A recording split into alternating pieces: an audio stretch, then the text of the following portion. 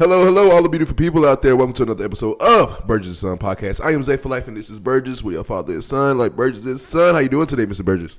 Fantastic, wonderful. Wonderful. Okay, first of all, I am doing great, but also sad because me personally, I hate the cold. You see, we bundled up in this motherfucker right now. It is cold as hell outside, and we are in Texas. Central Texas, if that. So if it's cold down here, I feel for everybody out there. Y'all stay safe. Y'all stay inside. If you do not go outside if you don't have to. Stay inside, have fun, bundle up, chill with the kids, chill with the wife. Do something inside the house other than go outside, because outside is brutal as hell. That's why I don't know how they was playing these games last night, especially in that Denver game. That Denver game was crazy. But let's jump right into it. Speaking of those, the conference championships, the Super Bowl is set 2 weeks from now. Or 2 weeks from Sunday, we got last Sunday we have the Super Bowl that is set between the New England Patriots and the Seattle Seahawks, a rematch from 10, 11 years ago. Before we talk about that Super Bowl matchup, let's talk about the conference championship games that happened last night, starting with the AFC Championship game between the Patriots and the Broncos, which me and you talked before the game saying how really the Patriots have no excuse. They should win this game and win it by a lot. But it didn't play out like that. No, but the bottom line is all you got to do is win. Mm-hmm. If it's by 1 point or by 100 points, a playoff win is a playoff win. Yep. And that means you get to play next week. And for them, next week means the Super Bowl again. But, the Patriots didn't have no business losing this game now.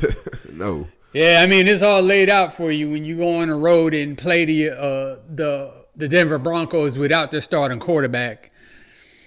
Yeah, you got to win that game. You got to. Now, to their credit, they did win the game. To the Broncos' credit, they made a real good account of themselves as a team, sucking it up and holding the Patriots to only 10 points. Yeah. I mean, that kind of makes you think that if Bo Nix had played, that they would have been able to win that game. Yeah. Bo Nix playing, they probably would have won the game. Also, what it told me, too, Houston Texans, please lock C.J. Stroud in the room and make him watch this game and smack him, dude. Look how, really, to be honest, the quarterback didn't throw he wasn't driving the ball, but he didn't turn it over. And they still was in the game. What you think could have happened to the Texans if you would have just kept us in the game? So, yeah. I was all for the Patriots winning, of course, without the starting quarterback for the Broncos. But the Broncos actually made it a great game, which I was happy for. I'm happy to always see a good game. Also, it gives me question of, or not even question, it gives me, I guess, if I'm a Broncos fan, I would have hope for next year. Hopefully, Bo Nix stay healthy the whole year. And hopefully, your whole team stay healthy the whole year. But if you stay healthy, you have a big chance of running it back. You almost won the game without Bo Nix. Yeah, and they're still a pretty young team, too. So, they're going to add some more players through the draft and, kind of reload. You hope that Bo Nix gets a year better. Yeah. Even though he's damn near 30 as it is. I mean, he's like the oldest second-year quarterback in the history of the league almost. Mm-hmm. But still, another year of experience in the NFL, would do good for him. And under the tutelage of Sean Peyton, I do expect him to improve some more. Now, you can't always expect that the defense is going to be quite as dominant or that the offensive line will be quite as good. So it'll be interesting to see. They definitely, unfortunately missed out on their chance this year. But, hopefully for them, not really because I hate Sean Payton, but hopefully for them, they get another opportunity next year. Maybe. I would say it's always hard. This is why I applaud the dynasties of the Patriots back in the days, and I applaud the Chiefs dynasty for when they was doing it. Of like when you don't think about it when you come number one in your division, like the next year you're playing all the top teams, like from all the divisions. So you're like, that's always a harder schedule, and so it's going to be hard to repeat what they did, especially with the Chiefs coming back and being better. The Chargers should be better. Raiders. They're going to be better than this year. But it can't possibly be worse. Yeah. That was a dumpster fire. Jesus Christ, they were horrible. Horrible. And they are going to get a good quarterback in the draft, but do you really think they're really going to? No, they're still going to be like last in the division. But at least you can be better than 3 wins. Can I say that? Okay. Better than 3 wins. Yeah, okay. or 2 wins, whatever the hell they had. 4. Well, I mean, I don't know if they had 4 wins, but I mean, like they're only going to win one more game. Just win another one, man. Like they're still terrible. So I say for the Broncos, it's really just staying on pace. Do keep the same mentality that you had this year and go into next year, but you are going to play harder teams. It's going to be a crazy schedule for next year. So I expect the Broncos to actually bounce back and be probably not. I don't know. Hopefully, AFC Championship game. But I don't know. It will be in Denver the next year as well. So I don't know. It's going to be. I'm telling you now. I think I'm going to call it that AFC West. Besides that Raiders team, but the AFC West is going to be probably a tough division again next year. Yeah. So we're going to be looking at a tight race. Maybe the Chargers might pull it out next year. Well, I mean, is Mahomes going to be able to start the season? I don't think so. They say he's on pace to start week 1. Okay. But, with technology and advancement of medicine. I take it real careful with him. I would. I take it real careful with him. Hey, if he says I'm good to go and I want to play, I guess he's got the cachet to kind of make that happen. But I'd still take it. I'd be careful. For the second game of the conference championships, where it was Seattle versus the Rams in Seattle, that game was perfect, in my opinion. Both games were good, but that Seattle Rams game, like you couldn't ask for nothing better. And like I know it was cold outside, but it wasn't freezing. Like it wasn't snowing like the second half of that Denver game where like that just messed up the whole flow of either offense. What was it, like 3 missed kicks as soon as it started snowing? Oh yeah, it was terrible. But that game was the Seattle game and the Rams game was like damn near perfect. It was Matthew Stafford was going off, Sam Darnold was going off. Jackson Smith-Njigba is the best receiver in the league, like by far right now. Cooper Kupp regenerated himself, especially on the Seahawks team. Also, you know who I feel like got an extra pump of juice was Devontae Adams. He played actually real well last night. I kind of feel bad for him though, man. Yeah, I do. I really feel bad for him because they should have won that game. Yeah. That dude that muffed that punt twice. Well, he muffed 2 punts. Yeah. One, he was lucky enough to get back. The second one, he did not. Yeah. And they gave up a touchdown after that and ended up losing by 4. Yeah. So, yeah, that's the difference in the game right there. Dude, and I ain't gonna lie. If I'm Devontae Adams, I bet, you know what? Oh, dude, he got to see me after the game. He got to see me and these hands after the game. Oh, man. I'm what? Don't even get in the shower, man. We about to. Dude.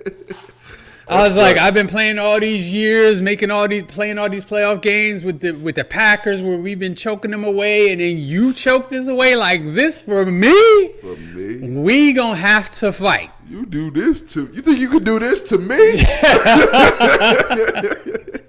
Oh man. But dude, I would say the good takeaway is the Rams, Puka Nacua is next as well. I think he's one of the best young receivers in this league. Fuck next. He's now. Dude, Puka Nacua. That's who is now. The catches he was making, especially in traffic last night. Yeah. Dude, and I think seeing some of those same catches from back then and how, like, some receivers are slow to get up, that dude was popping up like, yeah, let's go. Like, gee.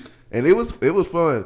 But I think the Rams are a good team. And to be honest, we're looking at if a couple of games go their way, we're probably looking at this game being in LA, and it might be a different outcome. It could happen, and it could have been a different outcome. But the crazy thing is, I think that NFC West is probably one of the best divisions in football as well, and so we probably get the same treat next year. I would hope so, but I think the Rams. Do Matthew Stafford retires though? If they win the Super Bowl, I think there's a good chance he will. So you think he can come back next year? Oh, duh. They lost. Yeah. He's coming back. I believe he's coming back. I think Devontae is signed, I believe. Puka's still on a rookie contract. Mm-hmm. A lot of their key guys, you got the coach still. I don't think they've lost any of their coaching staff. No. So, yeah. At least not right now, no. I think he comes back. Yeah? Yeah, I think he comes back. I think he has a lot left in the tank. But I do too. I think also, you start as a human, you start to think about other things, life after football, and how close you are to. Like, you kind of one hit away from a bad injury happen, and knowing Matthew Stafford, he has injury problem early in his career. He's 37 right now. Exactly, and so I know he's thinking about it, but he's proven that he can hang at least for another 2 or 3 years. But I hope he comes back, and I hope the Rams actually run it back next year, at least in my opinion. But my biggest takeaway from that game was really just how entertaining that game was. It's a great game. And just how great, low-key, the NFC West is. Like, yes. That division is going to be nasty next year. I think the division kind of overrules everybody right now because they had 3 teams in the playoffs. If Arizona would have acted right, it could have been 4 teams. Who do you think is madder right now? Chicago Bear fans or Minnesota Vikings fans? As Chicago Bears, they got a case saying that that should have been them in that championship game. Yeah, they do. And Minnesota Vikings, they had Sam Darnold and let him go for nothing. Okay, I would say this: the team that I feel like is more mad watching would be the Vikings. Yeah. The Bears are probably more mad at DJ Moore. I finally watched him play. Yeah. They're probably more mad at him than they are like where we should have been in there. But I think the Vikings. If I'm Justin Jefferson and I'm the Vikings, if I'm Justin Jefferson, I'm clenching my fist, looking at the screen like, bro, that was our quarterback we were good with him last year. We just lost in the first round. Think about what happened now. Now look, I'll go to the front office quick. Hey, with the Sam Darnold Seahawks jersey, yo. I know he got a lineup of voodoo dolls at his house, and he's sticking needles in all of the GM dolls, the front office dolls of the Minnesota Vikings for letting Darnold go. Because if you look at the season he had, I mean, I think did he just barely get 1,000 yards and like J.J. McCarthy was his quarterback, and then J.J. McCarthy was hurt, but also Justin Jefferson got hurt for 2 games. He didn't play for 2 games. Yeah, but my point is that. But yeah, you're right. Yeah, like no quarterback play. Exactly. Or bad quarterback play. Mediocre at best. With good quarterback play, he has a really good season, and with great quarterback play like he had last year, great freaking season. But yeah, I know he had to have some feelings about watching that game and seeing Sam Darnold play that well because he played great. Lights out, bro. At this point, you was looking at like, damn, am I watching Matthew Stafford and Sam Darnold or this Patrick Mahomes and Josh Allen playing? Jesus Christ, what's going on? I think I can say this with confidence. Seattle's going to win the Super Bowl. I felt even before going in that whichever team won the NFC was going to win the Super Bowl. I felt that before the playoffs even started. Really? I just thought the best of the AFC is deeper, but the best of the NFC is better. Yeah. So the top teams on the NFC side seem to be better to me than the top teams on the AFC side. And I still feel that way going into the Super Bowl, even though I do think there is a real good possibility of a really good game, which we always hope for during the Super Bowl, and especially after last year's absolute stinker of a damn Super Bowl. Who was it last year? Last year was KC and the Eagles. And the Eagles put it down. Yeah, but you know what? This year we got a similar dynamic to last year, though. Taylor Swift was up in that box watching Travis Kelce. You know Cardi B, what color hair she gonna wear for the Super Bowl? While she watching her baby daddy down there. It's me, hello. It's me, hello. Hey, yes, she gonna get much attention. That whole situation's gonna get much attention. People gonna be pissed off at Cardi B now, like they was pissed off at Taylor Swift. Man, and it's gonna be funny and interesting. I can't wait to see that Super Bowl game. So early prediction, you said you got Seattle winning? I got Seattle winning. I'm going to say right now, let's see. You know what? I'm going to hold my pick to right before the game. Okay. My score. But Seattle, I'm still picking them to win. I'm kind of going back and forth. I just, like you said, I hope and pray for a good game. And I hope it's a good game. And I think this is going to be tough. I looking at how Seattle's defense, if they need a stop, they can come up with a stop. And so that defense versus a young Drake May is going to be nasty. And so Seattle does look like the better team right now. And so, but I do pull that it's going to be a good game, and I got the Patriots. Speaking of, I'm going to take up your time for 3 minutes and say this. Okay. The Patriots winning last night. Congratulations to the Patriots, and I'm very happy for the Patriots. I have something to say to a certain organization that I am wearing currently right now.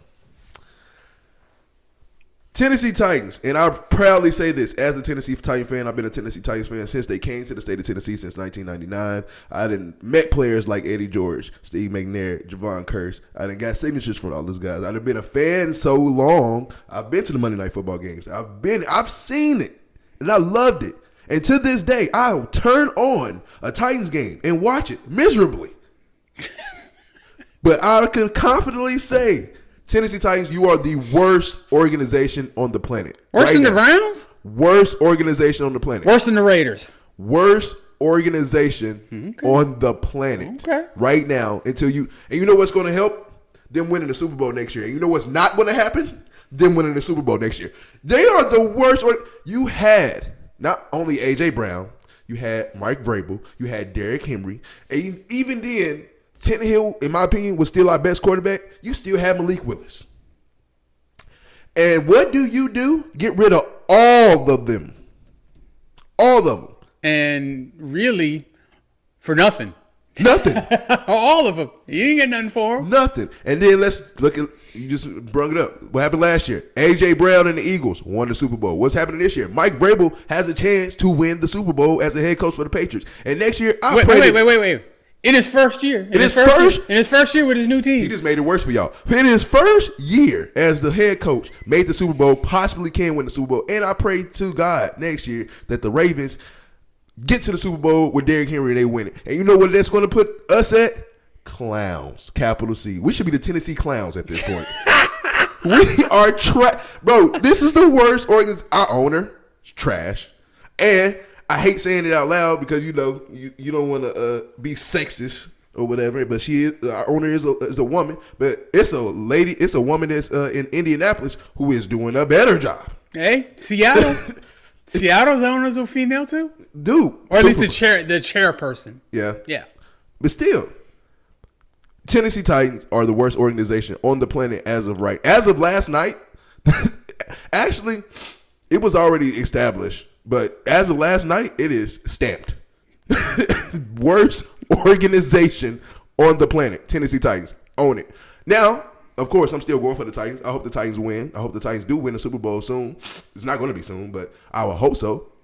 And I'm cheering for them all the time. I'm watching the games. I'm going to the new stadium when they build it. I'm gonna go to the first game of the last stadium. I'm going to do all of this because I'm still a fan. But I am highly just pissed off and disappointed. What the fuck do y'all think was going to happen?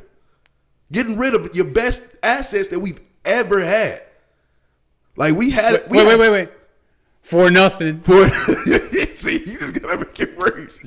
See, like we had the top receiver. Well, I don't want to say top receivers in the game, but we had a top receiver. We had the best running back probably in the game. One of the top quarterbacks in the game. MVP quarterback. We've had that. But the fact that we had a complete team around all that with a complete head coach who knew what he was doing, who told you not to trade A.J. Brown, who told you he did not really want Malik Willis, but whatever. Actually not Malik Willis. What's his Mr. Mayonnaise? Yes. He didn't want Will Levis. Yeah.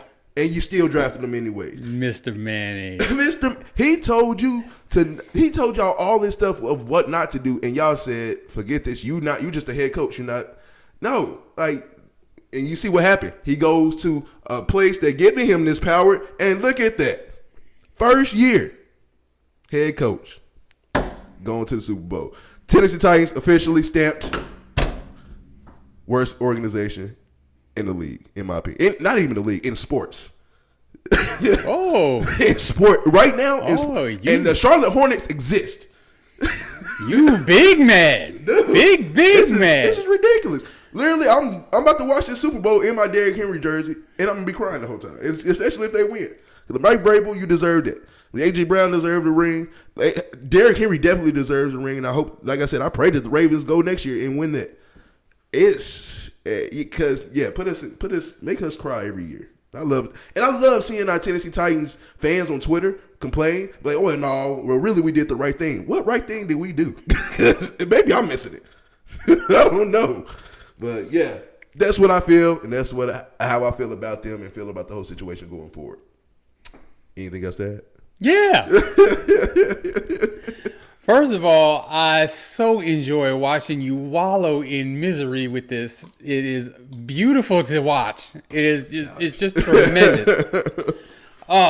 Yeah, I just love that as an organization that the Tennessee Titans are going through this. Just because I enjoy seeing him suffer.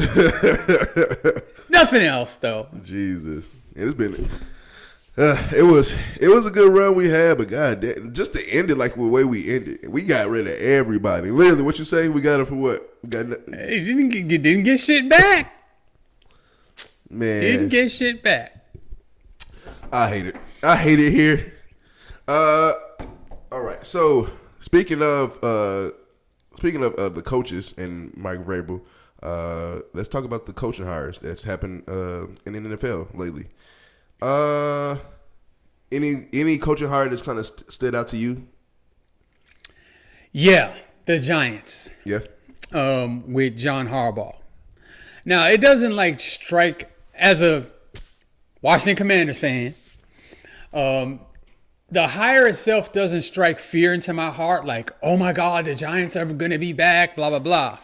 But anything that makes our path more difficult is going to cause me some concern. Yeah. And I think this will. John Harbaugh has proven that he knows what he's doing as a head coach. Yes. He has won a Super Bowl. It's been a while, but he has won a Super Bowl. He had the foresight to draft Lamar Jackson when everybody else thought he was going to be a wide receiver or a running back. And was part of his development into the two-time MVP level quarterback that he's become. I don't think the Ravens should have let him go. I don't think so. Just for the record. But them or the Steelers. He's going to a situation where it's pretty good. Yeah. The fans are starved for a winner. They have been absolute trash for the better part of a decade, really. But they got good young pieces in place. That's what really scares you, is when you have someone who knows what they're doing and then they have good young players. Mm-hmm. So Jackson Dart is a good young quarterback. Mm-hmm. Cam Scatterboo is a good young running back. Mm-hmm. Malik Neighbors is a good young wide receiver. They got Brian Burns. They got Abdul Carter. They got Dexter Lawrence. They have Thibodeau. I think they're going to get rid of him. You think so? Yeah. Mm-hmm. But good young talent on both sides of the ball. Mm-hmm. So you have a head coach that's coming in with some cachet. So he's not an offensive coordinator getting his first chance. This is somebody who's been in and around the league for years and years. He was the coach of the Ravens for 18 years, something like that? Yeah, around that time. He walks in the door, and that is immediate respect. Yep. Immediate respect. So I think that him taking over that organization is a big plus for them. And I think that probably, maybe not immediately, but within the next 3 years, they are perennial playoff contenders, which, as a Commanders fan, scares me. Yeah. The other ones, Mike McCarthy to the Steelers. I feel like you gave up. They gonna not say they didn't fire him, but they parted ways. He stepped down, whatever. But you basically got rid of one coach for another one that's pretty much the same resume as the coach you just got rid of. I mean, well, resumes don't matter all that much all the time, because I think, the Steelers do things a certain way. Yeah. There's a certain toughness. Even when somebody says to you, Pittsburgh Steelers, and my team's about to play the Steelers, you think you're in for a tough physical game. Yeah. And I don't know that Mike McCarthy embodies that mentality. Yeah. Maybe this is, a culture shift change that's possibly necessary. I don't know. But I was just like, I feel like every coach is going to be, after Mike Tomlin, is going to be low-key in a hot seat. Like, because Mike Tomlin for 19 straight years didn't have a losing season. Yeah. So the first losing season you have, we're going to look at you like, well, we ain't used to this. But at the same time, I did hear somebody talk about this. It's like, it's a great accomplishment of what Mike Tomlin did, having all those winning seasons, but it's also a curse because you don't have those top picks every year. So you just... And they got a problem at quarterback, y'all. Yeah. They just do.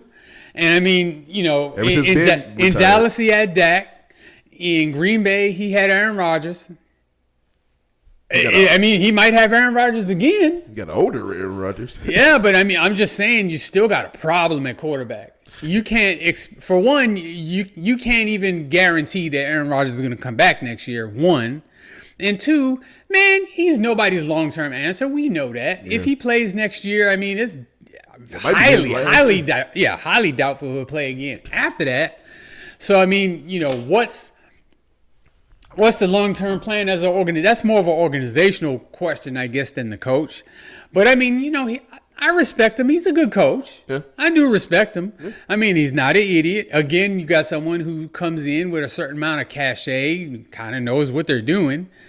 I'm not overly impressed or really underwhelmed by the hire. It's just it also to me with Mike McCarthy, it's kind of like he's put on a certain, like, I guess we judge him a certain way just because this last coaching job was with the Cowboys, and it's like, bro, like you can say, oh, they didn't win anything. Well, they didn't win anything in the playoffs. Dude won like 12 games in the season for like 4 straight years or some shit like that. Like, he had the Cowboys. It's just the Cowboys. They just can't get over the hump. And so, like, I think Mike McCarthy is a good coach. I think it's a head scratcher for just the Pittsburgh Steelers. Them hiring Mike McCarthy, that's the head scratcher. Yeah. If anybody else would have hired Mike McCarthy, if Atlanta would have hired Mike McCarthy, I would have been like, all right. Like, you know what I'm saying? Anybody else, I would be like, that's cool. That's a good hire. But the Steelers, like you said, Steelers have that certain twang to them when you hear the Steelers name. Yeah. And so, like, Mike McCarthy just don't fit that for me. Me neither. And I mean, that's why I'm wondering where this is going to go. Yeah. Any coaching jobs that's been any coaches have been hired recently that you didn't like or didn't approve of, and you just like? Well, the new guys, I think. I know your team hired Salah. Yeah. Which I'm excited, but I'm also like, I need to see who our offensive coordinator is. Yeah, that's exactly where I was going. I was like, your defense is going to be good. Nasty. Or at least it's going to be as good as it can be with whatever you got. Yep. But yeah, he needs to bring in a really innovative offensive mind. I would say this too. I would pray, and this is just me, I want Caleb Downs. If we stay at number 3 or 4, wherever we're picking, I want Caleb Downs. But I don't know that that's his decision either. I know, but we're gonna draft probably a receiver or something. But Salas and Stefanski in Atlanta, I don't know about that one. I don't like it. And the reason I say this, okay, I know he was 2-time coach of the year. He did win it twice. Stefanski is a great coach. It's just the way you handle what you handle in the Cleveland this past year. We ain't fucking with you, and you go to basically the HBCU of the NFL in Atlanta. And I mean, and Penix is gonna be your guy. So I mean, how do you deal with? I just don't look. He won Coach of the Year twice. That's fantastic. Mm-hmm. But his last couple of years were atrocious. Terrible. Atrocious in Cleveland, which is why he got fired. So I don't know. I mean, Raheem Morris had a better record the past 2 years in Atlanta than Stefanski had in Cleveland. So I'm not really understanding the move from one to the other, but yeah, I don't understand. Okay, time will tell. We'll see. I'm not a fan of the Falcons, so I don't really give a shit what they do. I wasn't when I first saw that. I wasn't really. I was just looking like, why, basically, because, like I said, like you saw what happened in Cleveland, and on top of that, Raheem Morris. I mean, it's Atlanta, man. Like, we gotta. Didn't they win like their last 4 or 5 games in a row before they fired him? Dude, they was killed. They was on the road. I mean, it seemed like they had turned the corner a little bit. And then this is what hurts. Like, you see stuff like that, and you see like next year you can come in and probably still build off that chemistry that you did at the end of the year. But now you got to build a whole new chemistry with a whole new coach, and that's if that don't go right, then you're gonna be looking at another coach in maybe another 2 years. Oh. That's why I like the Detroit Lions, and that's why I love that the Detroit Lions are really staying quiet about everything. I mean, of course, we know that they the fuck they got to say about anything. They choked their way out of the goddamn playoffs. But which is good. We're not trying to fire Derek Campbell. We're not trying to do all this. Let it happen again next year. For what? Dude, you let it happen. Hey, this is the NFL. And I hate the organizations that do stuff like that. Like organizations like the Lions, the Titans, the Browns. You're firing coaches, especially they got you good years prior. You're firing coaches because, we're not winning today. You never won in your life. So how do you know what winning looks like? So shut up.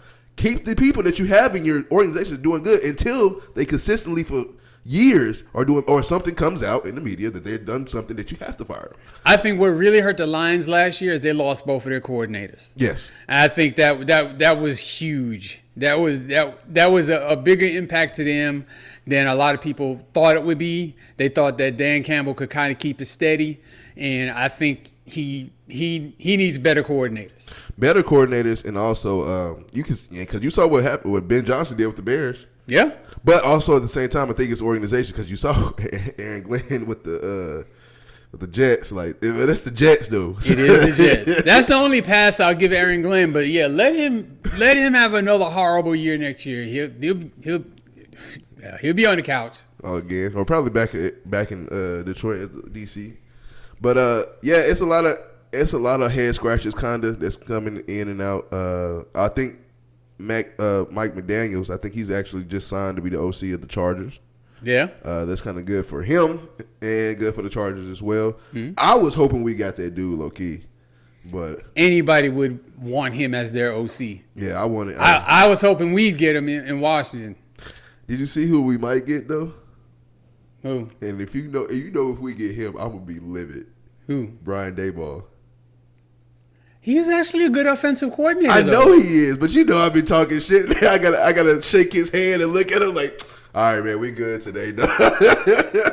I mean, look, I've learned this through my years of working in management.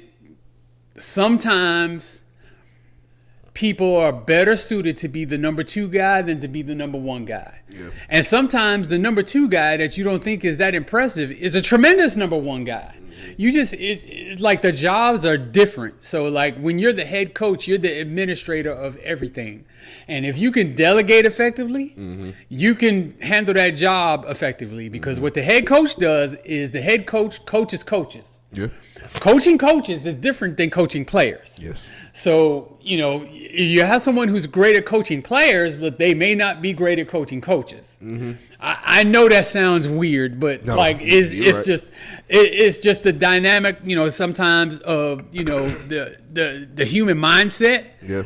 And the level of accountability that's in a person's brain, because there's some things as a head coach you can't control everything, you can't be on top of every single little thing, so you have to delegate.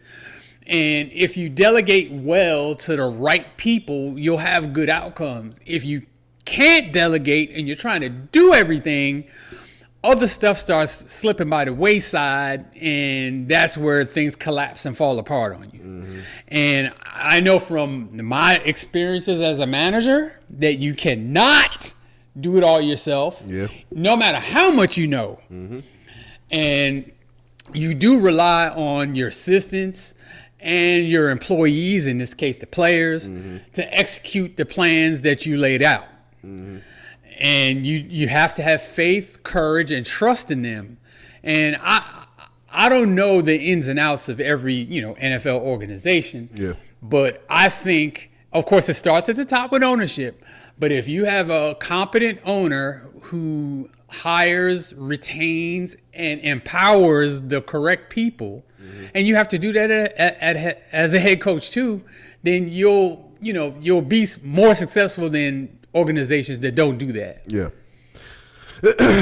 I say for sure. And also to your point of coach, I got what you mean by coaches. Mm-hmm. It's like I remember when I was in high school and I see it'd be times that our head coach would blow up at another coach. I'm like, Mm-hmm. what the hell, like grown that, but no, like that happens throughout all of football. Yeah. I was like, wow, I did not know that, and so yeah, that's why you have some coaches that are great coaches of all time because they're able to.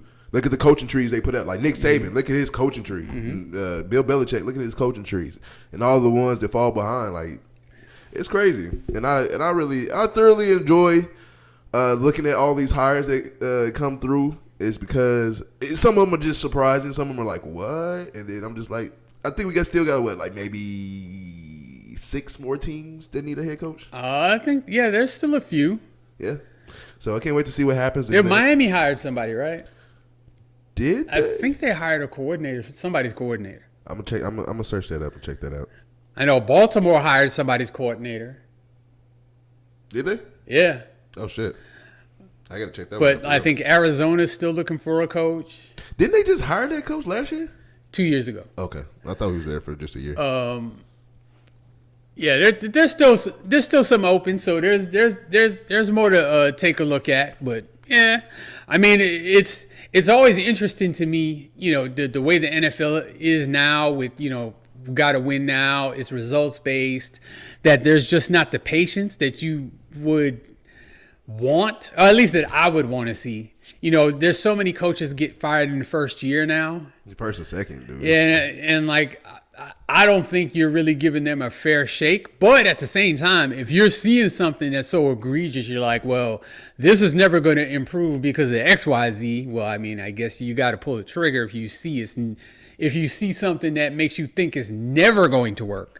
And then also, if you keep firing people, that owner, you gotta look at yourself, man. You're gonna be out of money at some point. I mean, not really, but like. Well, I mean, yeah. Look at the Raiders, dude. I think they're paying like 5 coaches right now. See, that's insane. That's insanity. Like, what are you doing? And still don't have a coach. And still trash. So what does this help? Yeah. It helps nobody, man. So yeah, I'm all about patience. Like, to be honest. Which we've had these conversations, and I have defended this guy a lot of times. I think that he probably should have been done, but I still applaud that they still taking a chance on him. That's Dak. Dak been in Dallas how long, and still can't. I saw a crazy stat. What does it say?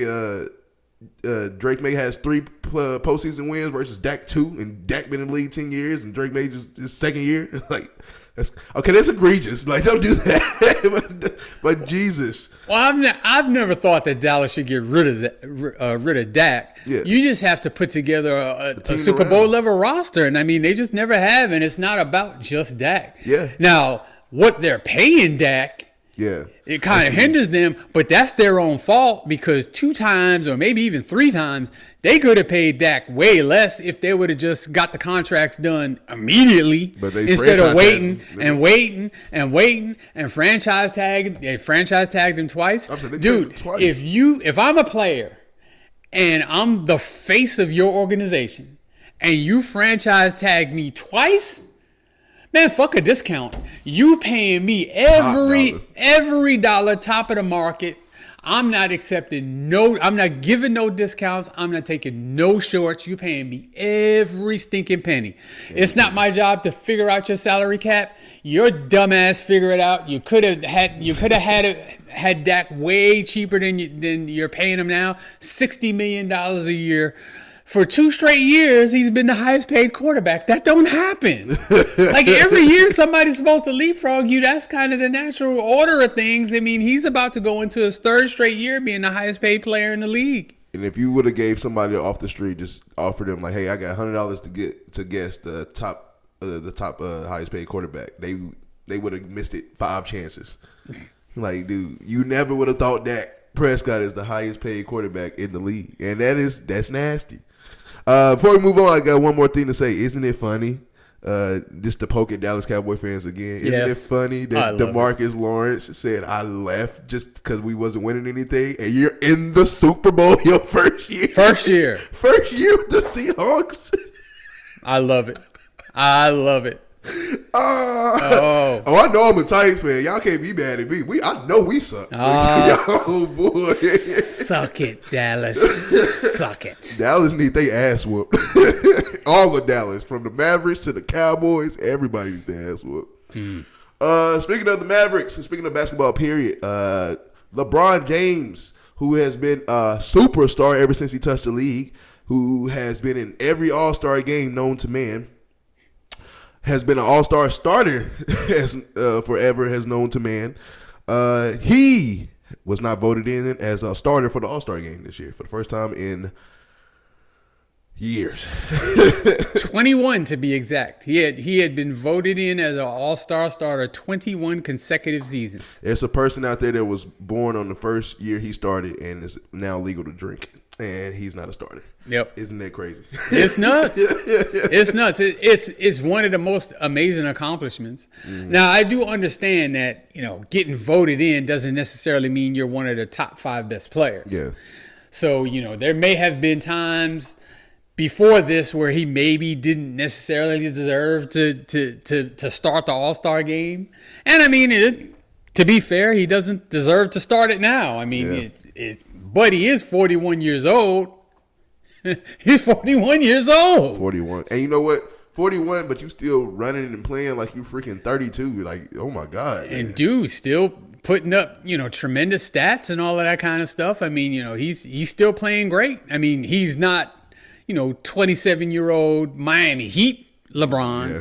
But, he's still a really, really good player.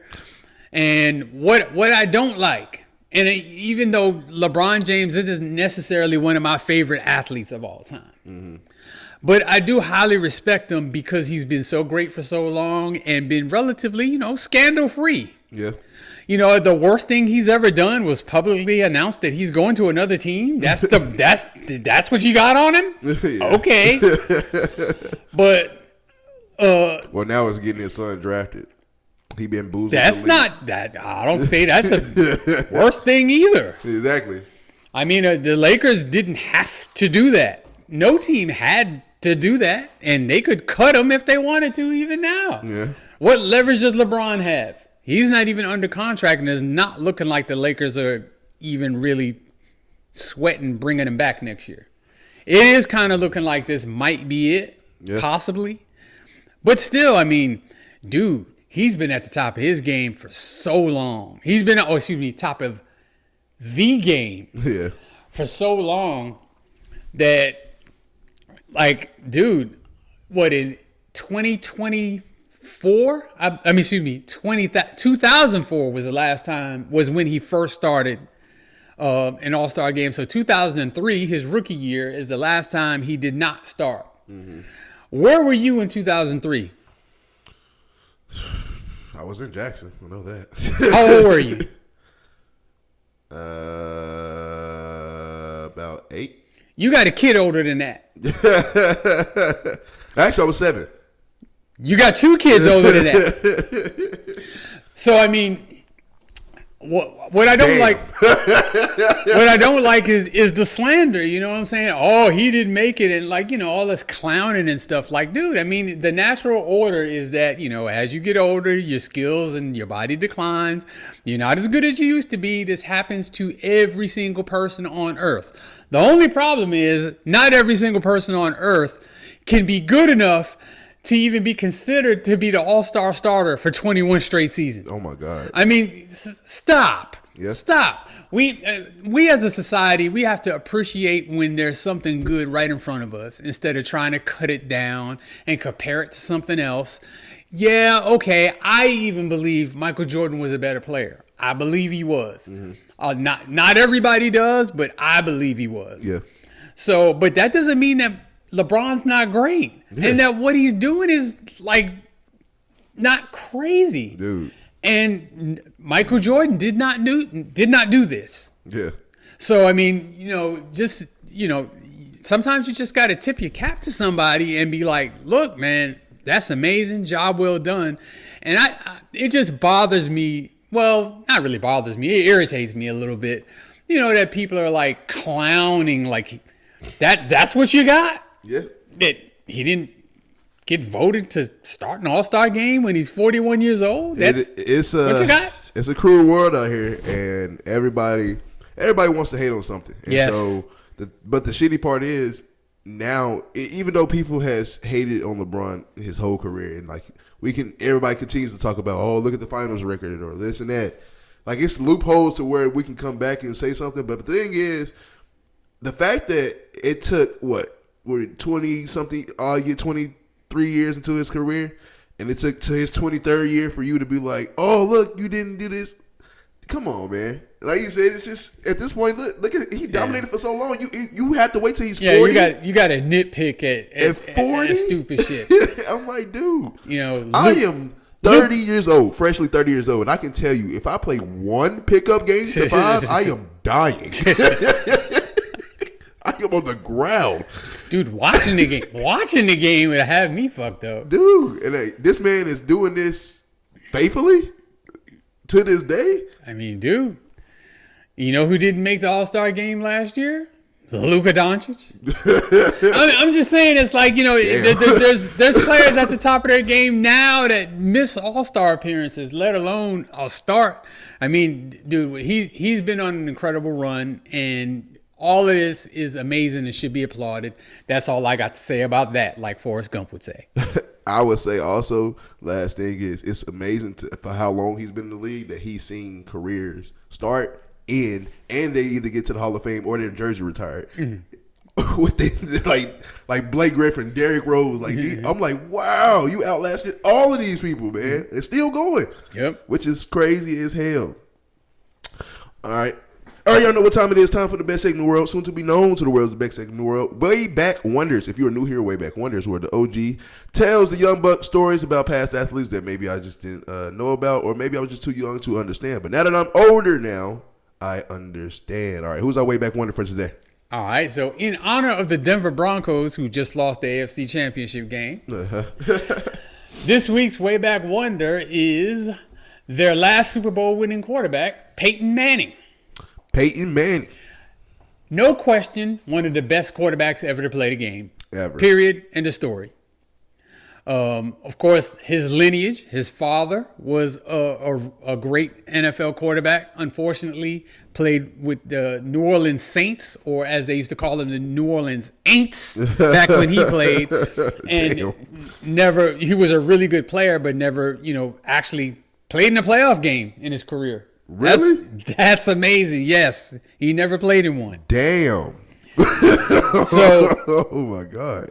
Well, Peyton Manning is pretty much second to Tom Brady in every major passing category. Mm-hmm. Most attempts, most yards, most touchdowns. Mm-hmm. He holds the single season record for the most yards, most passing yards in a season, most touchdowns in a season. What was it, like 5,000-6,000? Some ungodly number. I think it was like 5,400 plus yard, close to 55, and 55 touchdowns in a 16-game season. Oh my God! I mean, that's more than 3 touchdowns a game. Dude, he was torched. I think the first game that he played, he got like 5. I mean, yeah. And I mean, if you remember, by the time he first got to the Broncos, he was damaged goods. That's how he got there. Yep. Because the Colts, he had hurt his neck really bad, and the Colts had the number 1 pick, and they was like, we're going to go with this Andrew Luck guy. And, you get on out of here. Thanks for your time here, though. Yep. And he went to the Broncos and had an immediate impact, turned them into Super Bowl contenders immediately. Made them eat shit. I think they won the Super Bowl in either his second or third year there. Third. And made the Super Bowl, I believe wasn't his first year? I think it was his first year there, and then the Seattle Seahawks stopped. Yeah, that was embarrassing. But anywho, coming out of college, he went to Tennessee. And yeah, he was, pretty much consensus like number one overall pick, even though he had some competition with Ryan Leaf, who also came out that year. Oh, he came out the same year? Same year, and it was sort of kind of neck and neck about which one would be picked first. Wow, I didn't know that. And Peyton went first, and Ryan Leaf went second. Imagine they would have picked Ryan Leaf. Oh, no. Well, and Peyton Manning is an all-time great, and Ryan Leaf is not. He's broadcasting. Okay. But Peyton Manning had a chance to come out of Tennessee his junior year, and he was going to be the number one overall pick. Guess which team had the number one pick when he was coming out? I'll give you one guess. Cleveland? No, it was the Jets. The Jets had the number one overall pick the year he was coming out. That's why Dante Moore coming back to school. He said, nope, going back to Tennessee. Hell So no. he went back to Tennessee and it ended up getting drafted number one overall the next year by the Colts. Yeah. Now, of course, this was back in 98, so times were different then. It didn't have the NIL and that type of thing where it was, possibly more lucrative to stay in college than it was to come play in the NFL. And his dad is Archie Manning. Mm-hmm. So it's not like he was starving for money where he had to come out and, save his mama from the projects or nothing like that. Yeah. So, he took his time and played his full 4 years at Tennessee before he came out. Now, he is a legend at Tennessee. Oh, yeah. I mean, an absolute legend. He can get whatever he wants for free. Oh, yeah. He's not paying for nothing in Knoxville, I promise you. Mm-hmm. Went to the Colts. His rookie year was a little rocky. Mm-hmm. He set the rookie record for interceptions with 28. That still stands, and that's a lot of interceptions. I don't think anybody will ever do that again because anybody starts throwing interceptions like that nowadays is going to get benched. Yeah, you throw more than 15 interceptions. Yeah. You out of here. It was a different time then, so it was let him take his lumps. But it paid off because that second year, immediately better. And then from then on, from his third year on, he was a top 5 quarterback for every year that he played. With the exception of that last one. But in that last one, he walked off with the Denver Broncos with a championship. And retired on top with a Super Bowl ring, with a second Super Bowl ring. As a Titans fan, man, dude, I hated playing him and the Colts every year. I hated playing them. I just knew it was going to be a hard-fought game or we were going to get our ass whooped, man. This is Peyton Manning whooping our ass over and over. And as far as he didn't have the biggest arm, and he wasn't the most athletic, but he was so smart.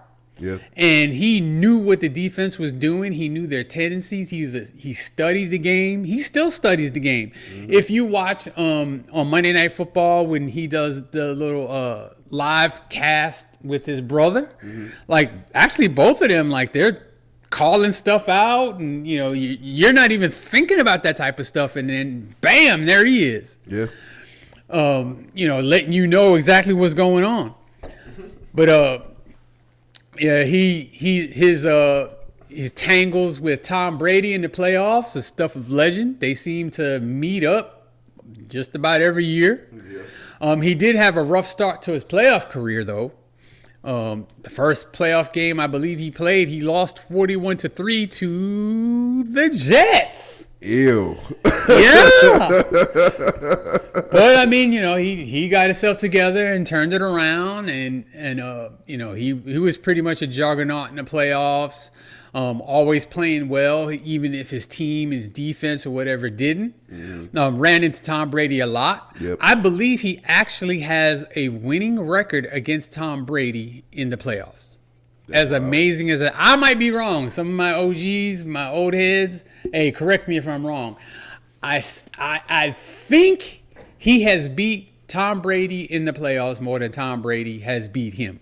Okay. Unfortunately, he's got his ass whooped by the Jets and the Ravens and the Steelers and a whole bunch of other teams. All the other teams. Yeah. Tom Brady, I got you, dog. But he was able to win a Super Bowl with the Colts over the Chicago Bears. He went to another one where they lost to the Saints. Yep. So he is a 2-time Super Bowl champion. I remember that one. And 4 Super Bowl appearances because he did lose one also with Denver before he won one.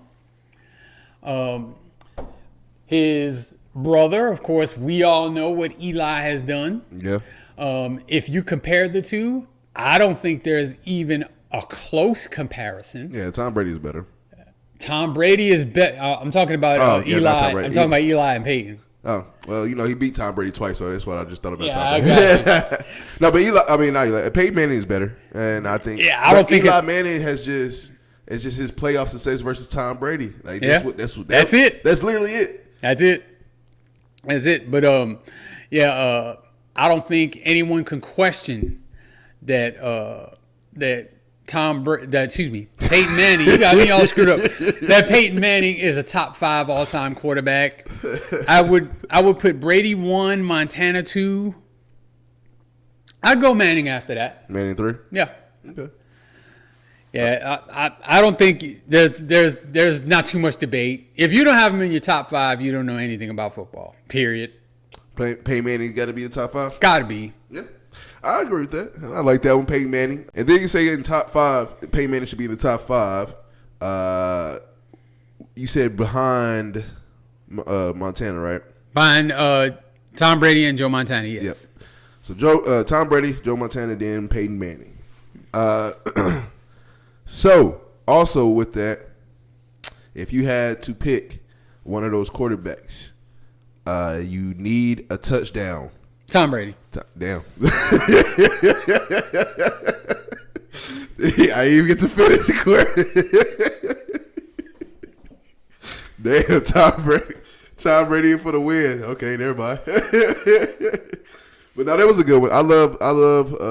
Even though I'm a Titans fan, and even though I have to watch Peyton Manning and the Colts really win Super Bowls, go to Super Bowls, and beat us throughout the years, it was amazing to watch. Yes. And then actually, ironically, I don't know if you knew this as well, but when I was younger, even though I hated the Colts and everything, and I was watching though, my favorite player to watch all the time was Dwight Freeney. I used to love Dwight Freeney. I do know that. Yeah. Dwight Freeney was my favorite player. Also, watching him play defensive end, I used to study him as a defensive end myself. I used to study and watch him play. So I used to love watching them play. I just hated when they played the Titans. I just knew, first of all, it was always either going to be a blowout, them blowing us out, or it was going to be a good game, and we might squeeze out the good game. But, yeah, man, Peyton Manning is a top quarterback for sure, top 5 in my opinion.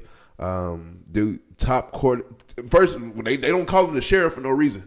And so, like you said earlier, he really just smart. He knew what to do, how to do it. He knew what defenses you was doing. He knew that if that safety or that corner don't do this same thing, I'm going to you. I can't really measure deep ball throwing because you don't really throw a lot of deep balls like that. Like when you do, you get your opportunities, but it's not like that. But when he did, he let it fly. Yeah. Not the best at it, but he let it fly. And, I appreciate it. And I appreciate that one. That was a good one. All right, last segment of the day. We got List of the Week. List of the Week is where we take a topic either from you guys, the fans, or we pick it out of a hat, and we create a top 5 list. All right. Now, this week's List of the Week is top 5 NFL players that are not in the Hall of Fame. Okay. Who we got today, Mr. Keith? All right.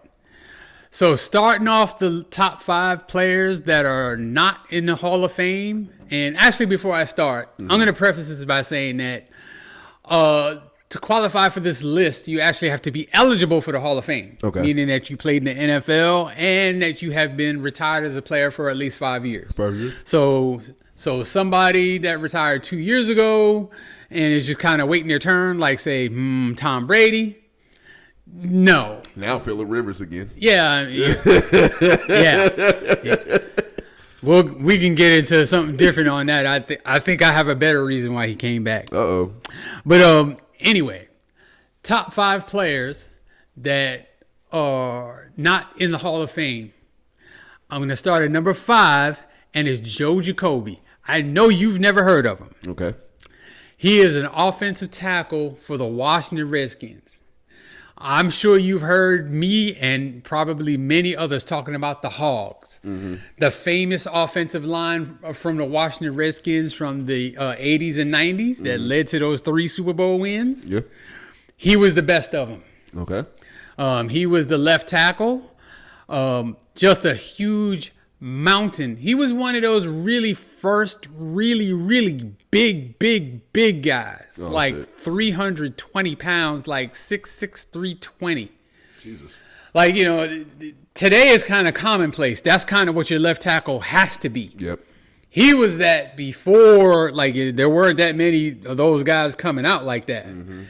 And mean, nasty, brutal, disgusting.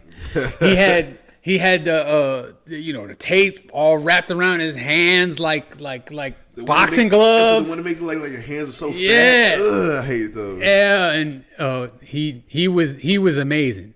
Now, the one guy he couldn't deal with was LT. Oh, that's anybody, though. He was kind of responsible for a minute for blocking him, and he couldn't get it done. But, I mean, who can? It's LT. But was he on the field when that happened to? No, I think by that time he was. If he was old and washed up. But I think he was retired by the time that happened. Okay. But in any case, he was like the leader of the Hogs. Mm-hmm. And it's a shame to me that, like, he's not in the Hall of Fame. Yeah. But it's always harder for offensive linemen because it's harder to quantify it because there's no stats. You know what I'm saying? You got to watch the games and I guess go by what defensive players tell you. And low key, especially nowadays, you got to be popular. Right, and he just wasn't that type of dude. Yeah, like Jason Kelce is popular, Trent Williams is popular. Yeah, you know what I'm saying. Yeah. So I feel like this. And with the Washington Redskins as a group, the group was popular. It was the Hogs, all of them. Yeah. So he was the best of them, and I think he should be in the Hall of Fame. Okay. So going on to number 4 is this one mystifies me, and I think he's a product of his. It's a product of there being so many great players at his position. But I think he was dominant, and I feel like he gets left out. So at number 4, best player that is not in the Hall of Fame, it's Torrey Holt. Torrey Holt was great. Wide receiver, mostly for the St. Louis Rams. I think at the end of his career, he played for like the Jags or something like that. I thought it was the Ravens. Could have been. I know he played like maybe 1 or 2 years, like just that wasn't on the an Rams. off team. I believe it was the Jags. Is Isaac Bruce in the Hall of Fame? Yes, he recently got in. So there's hope, I think, for Torrey Holt, because he is the first receiver ever, and this includes Jerry Rice or anybody else you want to name. He's the first receiver ever to have 5 consecutive seasons of 1,300 receiving yards. Damn. Do you know how hard that? I mean, of course, it's hard to get 1,000. He's the first one to do that, so it's difficult because he's the first. Yeah. But I mean, he was like dominant. I think he gets penalized because greatest show on turf, and they were throwing the ball all over the field, and they had Marshall Faulk and they had Isaac Bruce, and but like him on his own individually, he was fantastic. I remember him at NC State tearing it up, and so like. You know how like when you're a kid and like you know some of the college players, but not really all of them. Just maybe your team, your favorite team. I am in no way an NC State fan. I knew who he was, and then when they drafted him, I was like, oh yeah, that dude's gonna tear it up. And he came in and straight away and tore it up. Damn.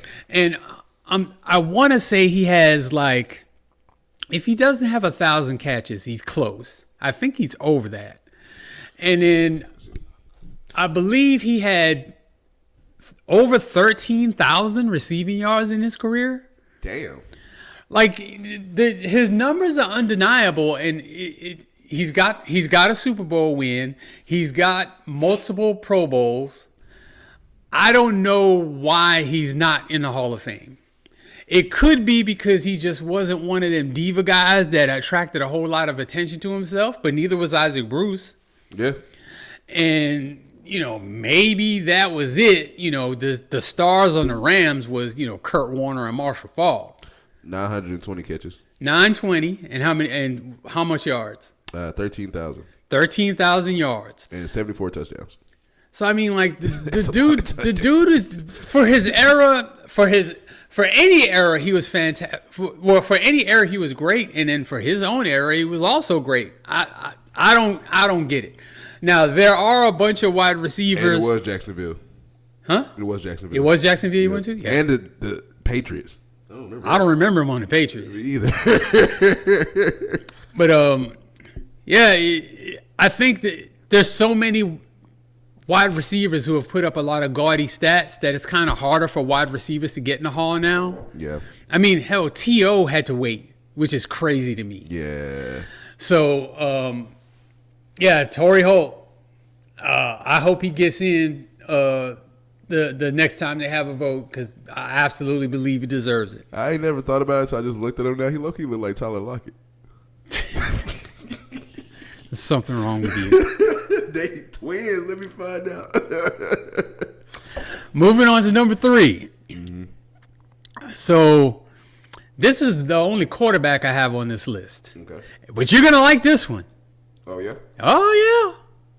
So the number 3 of top 5 players that are not in the Hall of Fame is Tennessee Titans' own quarterback Steve McNair. Hey, Air McNair, baby. Air McNair.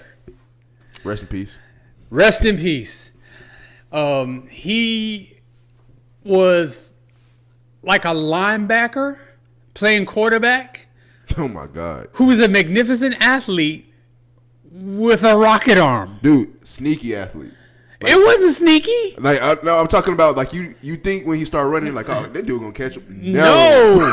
Like, this dude is running away from you. So he went to HBCU. Alcorn State. Okay. And he came out. When he came out, I think he was picked either 2nd or 3rd overall by the Titans. Mm-hmm. And everybody considered it a risky pick because of the college he came from. It was at HBCU. Of course, he put up just video game numbers in college. God, crazy numbers. But, you know, people weren't really giving him respect for those numbers because of, you know, the teams he played against. You know, he wasn't playing SEC teams. He wasn't playing big conference teams. He was playing HBCU teams. But he did the workouts, and his measurables and all of that was ahead of, you know, any of the quarterbacks that was in the SEC at the time. And but it was still considered a risky pick when the Titans took him. But they took him, and he started playing well right away. Yeah. Right away. So he won a co-MVP where he tied for the MVP with Peyton Manning. 06, 07? 03. 03. So, whoa. And I remember that year distinctively because if I remember right, he did not practice the entire season because he was nicked up and hurt the whole year. Damn. So they would hold him out of practice every week, you know, so that he can kind of rehab and recover and then just put him out there on Sunday. And then he went out there on Sunday and killed to the point that he was the MVP. That is nasty. That is crazy. He went to that one Super Bowl with the Titans where they came up 1 yard short. Mike Jones. Oh, my God. Yeah, he got him at the 1. But if you remember that game, that last drive that led up to that play, Steve McNair was amazing. You really thought that we was about to win that game. Like, everybody was like, oh, this nigga about to win it by himself. Miraculous stuff, you know, getting out of sacks. I mean, you know, I'm thinking the play before that set him up for that play. He, like, twisted himself out of 2 sacks and ran then for like 30-something yards. Yeah, I mean, you just look. And then the dude was he was a tremendous leader, a fantastic teammate, beloved by the city of Nashville. Oh, my God. Beloved. Unfortunately, we know what happened to him after his playing days were over. And Actually, there's a documentary about that. If you haven't watched that, I suggest you watch that. Sheds kind of a new light on what happened. I'm not going to get into that in detail because I'm here to talk about his greatness. Mm-hmm. So I think he's the best quarterback that the Tennessee Titans have ever had. Yeah. Of course, the Tennessee Titans used to be the Houston Oilers, so you can make an argument on him versus Warren Moon, who actually is in the Hall of Fame. And he got drafted in '95, so he technically was a part of the Houston Oilers as well. So I guess was he actually drafted by the Houston Oilers? Yeah. Yeah. Okay. And then, but he was in the you guys were in the process of moving. Yeah. I think they had announced that they were gonna move. Yeah. Because that last year in Houston was pretty dry for for the Oilers. There wasn't nobody showing up to them games. No. And then the first year it was called the Tennessee Oilers. They was playing in Memphis. And then that second year is when they the Tennessee Titans. When they moved to Nashville is when they actually got popular and took off, and they were perennial Super Bowl contenders in and out. Had that rivalry with the Baltimore Ravens. Yep. Where they would meet in the playoffs. And those games were nasty. Yeah, wasn't nothing to play with on them games. Eddie George and Ray Lewis, boy, those are two big ass motherfuckers arguing and tackling each other. Yeah. So I mean, he kind of embodied the kind of the attitude of the Titans at the time. Physical guy, not taking no shit.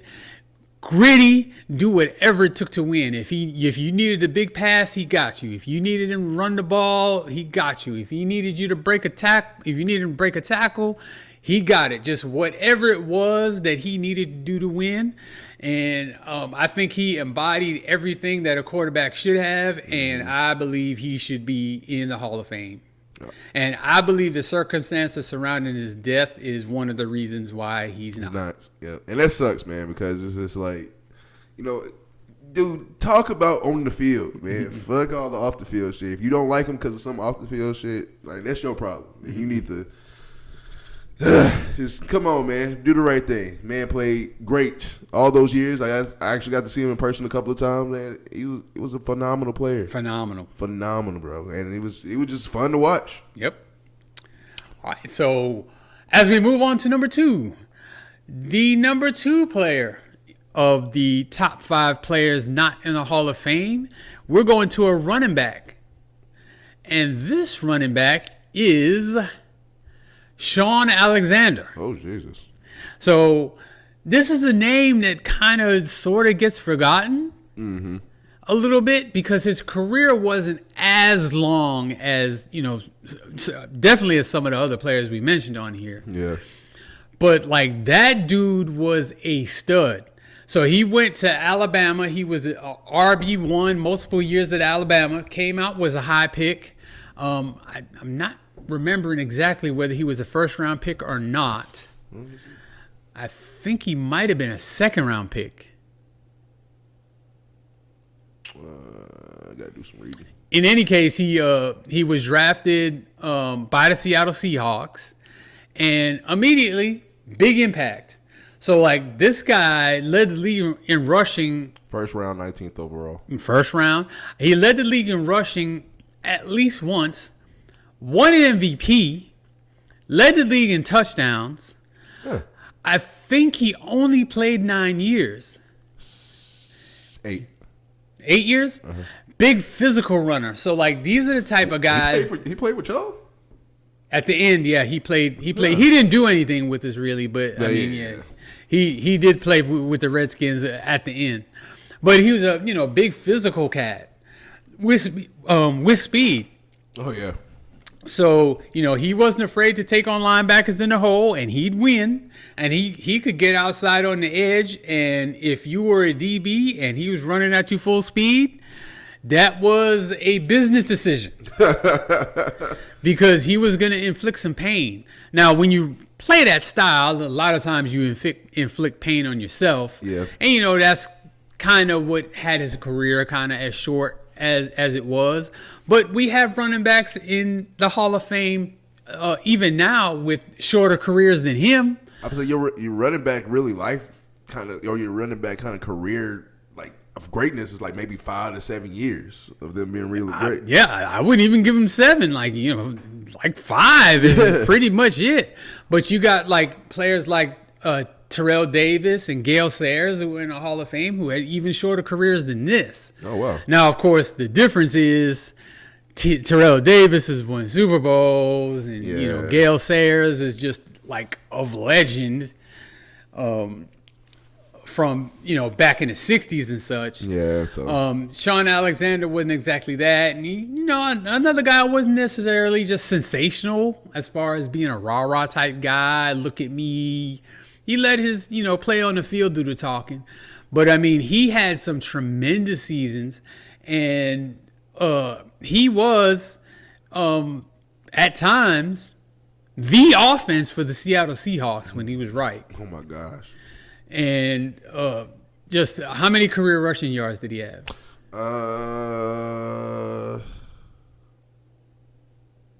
Career rushing yards 9,454.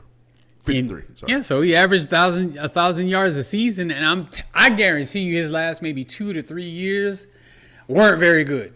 I know that the with the Washington Redskins, he has 100 rushing touchdowns.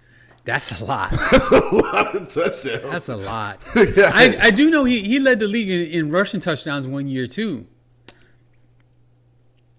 I think it was 2 times, 2001 and 2005. And he won the MVP what year?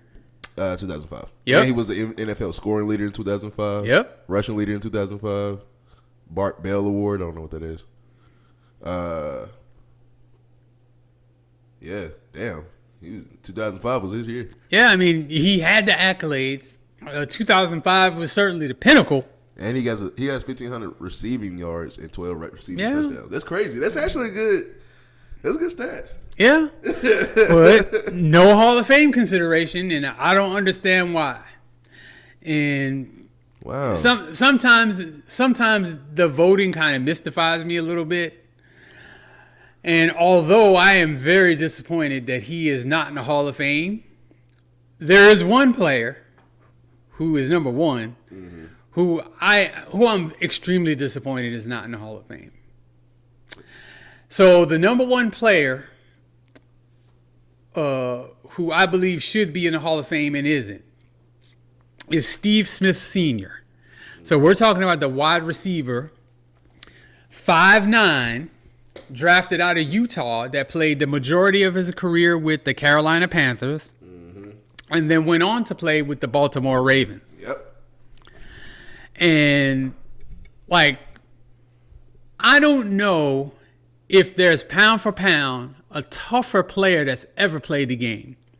This guy was not afraid to go across the middle. He could beat you deep. He could beat you with speed. He would block. He would do everything he could to help his team win. And he was fast, too. Yeah. He was also a locker room leader to the point where the Carolina Panthers felt like they had to get rid of him because they had Cam Newton and they wanted Cam Newton to be the team leader. Yeah. So Steve Smith hadn't fallen off or anything like that. They just felt like that there was kind of a issue in the locker room where you got two alpha males bumping heads. Your quarterback is supposed to be the alpha male. They went on ahead and let Steve Smith Sr. go. But that man, over his career, over 1,000 catches, there are not very many players that have done that. 1,000 catches? Damn. He is over 13. He might be over 14,000 yards. Check on the yards. Yeah, 14,700. And he played, I believe, 13 seasons. From 2001 to 2016. So that's okay, so 15. That's 15 seasons. Yeah. So, he did play in the Super Bowl. The Super Bowl where the Carolina Panthers lost 32-29 to the New England Patriots. Was that the same Super Bowl with Janet Jackson? No, the Janet Jackson Super Bowl was Tampa Bay and the Raiders. I thought that was the Super Bowl. Yeah, that was the titty Super Bowl. The titty bowl. the wardrobe malfunction Super Bowl. Everybody was paying attention that day. Yeah, now you're about to have a guy performing a dress. Oh, God. I'd rather see the titty. any case, yeah, Steve Smith was just a tremendous player. Could do it all. He was drafted, I want to think, in the 3rd or 4th round. Like, people didn't really believe in him because of his size. You say he was 5'9", right? Yeah. Yeah, that's I can see. 5'9", 1. I mean, he was kind of stocky, 5'9", 189.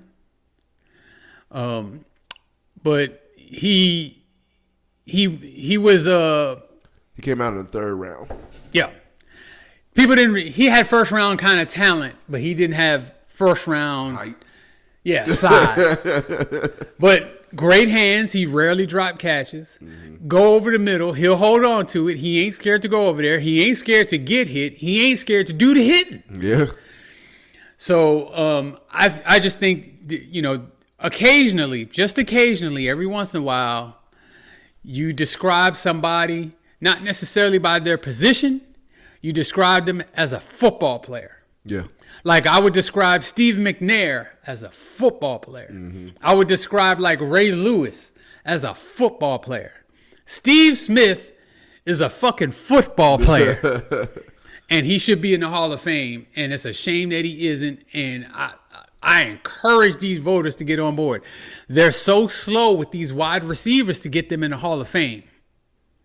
And I do understand that now it's a passing league, so the stats are a little bit, you know, they're more exorbitant now. Yeah. Because the ball's getting thrown around.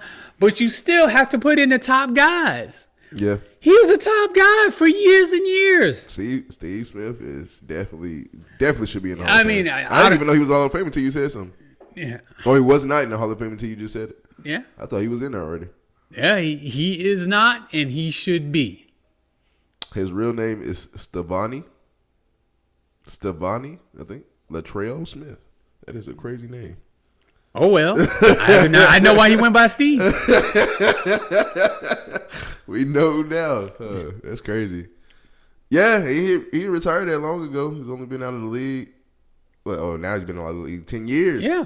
10 years and no, man, come on, man. Steve Smith deserved to be in the Hall of Fame. Definitely remember watching him in that Super Bowl versus the Patriots, and I remember just watching him, period, throughout his whole career, just putting on a show versus motherfuckers. And like you said, Jordan, 5'9", out there snagging on everybody that looking like he's 6'5". I used to think Steve Smith was like 6'2" or something. But no, little motherfucker out there snagging on you, man. Dude, and he'll fight anybody. Anybody. He'll fight anybody, dude. He's not backing down from nobody or nothing. That's what they call it. That's the little man syndrome, man. Oh, whatever you want to call it. Hey, I'm not messing with him. Oh, God. I'm not messing with him. What's wrong with you? You got it, bro. What he say on that, when he was commentating that one game, he was like, looking back when they was getting close, he's like, look, one of these boys hit me. It was going to be somebody not playing tonight. I was like, Jesus, man. Oh, man, that was a good one. That was a good one. I like that one. Out of all of those that you say, who would you first put in the Hall of Fame? Steve Smith. Steve Smith? Oh, yeah. He deserves it. I did it in order. That is in order. Yeah, okay. Because I was really intrigued by the Torrey Holt and the Sean Alexander one as well. And I mean, really, if you're thinking, there's some other ones that you could really mention. I could mention London Fletcher, linebacker. Oh yes, London Fletcher's nasty. I could mention Reggie Wayne, wide receiver. Again, you got these guys that are just putting up these crazy numbers. Okay, yeah, pass happy, yada yada yada. But you're supposed to put in the best of the best. Was he not one of the best of the best? Yes. So I mean, I don't understand where they're going with some of this. I think a lot of times to where, and I think it's starting to get exposed now because of a lot of social media and everybody's trying to do the right thing now. But it's like a lot of times your voters for Hall of Fame, and it's like certain voters hold grudges, and it's like either something that they don't like about the athlete or the athlete has done to them, said to them, they just don't like. And that's why I hate it a lot of times. And that's why I say you have to be able, if you're going to be in a professional state of like that, you got to be able to separate business and from personal shit. And like, yeah, okay, this person might have did something to you or you just don't like that person. But are they not a great player? So like, why can't they be in the Hall of Fame? what's wrong with putting that person in the Hall of Fame? Yeah, people. Well, we are human and we do hold grudges, and I kind of understand that. Yeah. But after a while, dude, you got to let that grudge go. You got to let it go, man. It's a lot of, and we talked about it before on the past episode. There's a lot of players now that deserve to be in the Hall of Fame, but because of who they are, they just not in the Hall of Fame, and it sucks. And that's in all sports, from baseball to basketball to football, and it's just trash. Well, no, not basketball. Yeah, dude, you have one triple-double. They're putting you in the Hall of Fame in basketball. Okay. I mean, basketball Hall of Fame is easy as fuck. Yeah, it is true. Dude, make a 15-foot jumper. Dude, they fitting you for a jacket. Fitting is crazy. I'm dead. All right, thank you guys for joining us on another episode of the Burgess&son podcast. We will be back. If not next week, we'll be back for Super Bowl weekend. We will decide that, but you guys will see us soon. But until next time, thank you guys for watching. I am Zay for Life, and this is Burgess, and we are out.